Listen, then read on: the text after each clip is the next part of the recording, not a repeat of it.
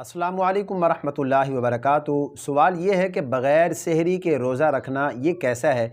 यानी अगर कोई शख्स सहरी के टाइम उठा और उसने सहरी में कुछ भी नहीं खाया पिया और ऐसे ही बग़ैर सहरी के उसने नियत करके रोज़ा रख लिया, तो इस सूरत में उसका रोज़ा होगा या उसका रोज़ा नहीं होगा। इस हवाले से शरई तौर पर हुक्म क्या है, आइए आज की इस वीडियो में रोज़े के इस अहम तरीन मसले के मुतालिक हम जानते हैं। देखें, सहरी का खाना, इसकी बहुत ज़्यादा फ़जीलत और ये इंतहाई बाबरकत खाना है।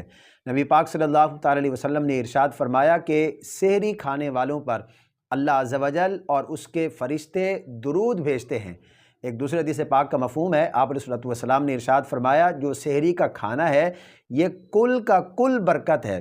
फरमाया इसे कभी भी ना छोड़ना, अगरचे एक घूंट पानी या एक खजूर या एक लुक़मे ही से सहरी की जाए। फरमाया इसे कभी भी ना छोड़ना, इसलिए कि सहरी खाने वालों पर अल्लाह अज़्ज़ व जल अपनी ख़ास रहमतें नाजिल फरमाता है और उसके फ़रिश्ते सहरी खाने वालों के लिए मग़फ़िरत और बख्शिश की दुआ करते हैं। तो सहरी का खाना ये बड़ा ही बाबरकत खाना है।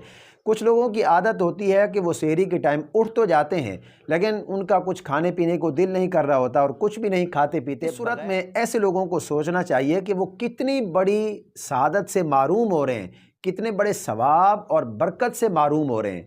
तो उन्हें चाहिए कि वो सहरी कर लें। अगर उनका और कुछ खाने को दिल नहीं कर रहा तो एक घूंट पानी ही पी लें, एक खजूर ही खा लें या एक लुक़मा ही खा लें, ताकि उन्हें सहरी की बरकत हासिल हो।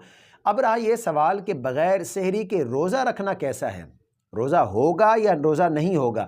तो याद रखिएगा, सहरी का खाना ये रोज़े के लिए शर्त नहीं है। यानी ऐसा नहीं है कि अगर कोई शख्स सहरी नहीं खाता तो उसका रोज़ा ही नहीं होगा। ये रोज़े के लिए कोई शर्त नहीं है। अगर कोई शख्स बग़ैर सहरी के भी रोज़ा रख लेता है तो उसका रोज़ा बिल्कुल दुरुस्त होगा।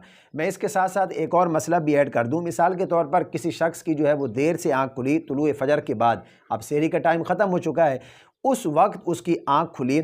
अब अगर उसको यकीन है कि वो इस रोज़े को पूरा कर पाएगा, गुरूब आफ्ताब तक अपने आप को जो है वो संभाल लेगा, बर्दाश्त कर पाएगा, तो वो रोज़े की नियत करे और अपना रोज़ा मुकम्मल करे, उसको मुकम्मल रोज़े का सवाब होगा।